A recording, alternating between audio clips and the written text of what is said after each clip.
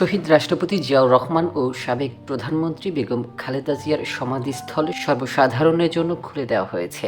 আজ দুপুর 12টার দিকে রাজধানীর শেরেবাংলা নগরের জিয়া উদ্যানে সাধারণ মানুষের প্রবেশের অনুমতি দেওয়া হয়।